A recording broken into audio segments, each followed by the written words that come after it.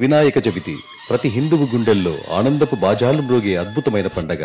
చిన్న పెద్ద తేడా లేకుండా ఐకమత్యంతో ఊరు వాడ అంతా ఏకమై చందాలు విరాళాలతో కళ్ళు చెదిరిపోయే అలంకరణలతో అంతులేని ఆనందంతో జరుపుకునే వినాయక చవితి భక్తి, ఐక్యత, జ్ఞానం మరియు ఆనందాలు వెల్లివిరిసే పండగ.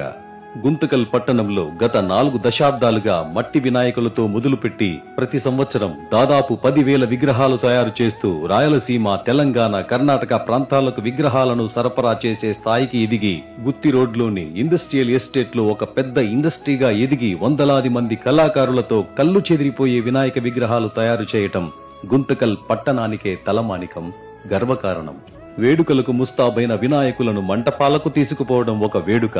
3 రోజుల పాటు అంగరంగ వైభవంగా ఆటపాటలతో భక్తి భజన కార్యక్రమాలతో నోరూరించే ప్రసాదాలతో గుంతకల్ పట్టణం ఒక వేడుకగా జరుపుకోవటం ఒక విశేషం.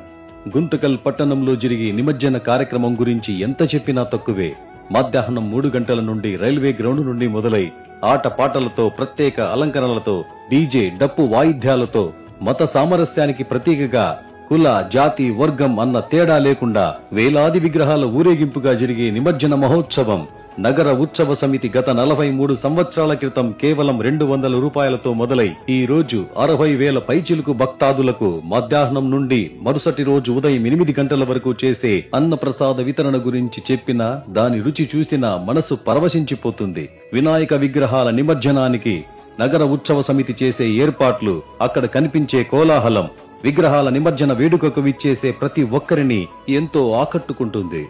జై బోలో గణేష్ మహారాజ్ కి జై అంటూ చిన్న పిల్లలు, యువత చేసే నినాదాలు ప్రతి ఒక్కరిని భక్తి పారవశ్యంలో మునిగేలా చేస్తుంది.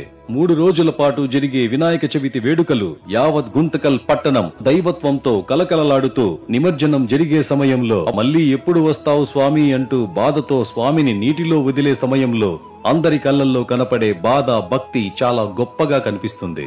నభూతో నభవిష్యతి అనేలా ఆద్యంతం గణపతి బప్ప మోరియా అంటూ సాగే వినాయక చవితి నిమజ్జన కార్యక్రమాన్ని రాబోయే తరాల వారు మాట్లాడుకునేలా అత్యద్భుతంగా కన్నుల పండుగగా నిర్వహిస్తున్న గుంతకల్ నగర ఉత్సవ సమితి వారికి శతకోటి వందనాలు.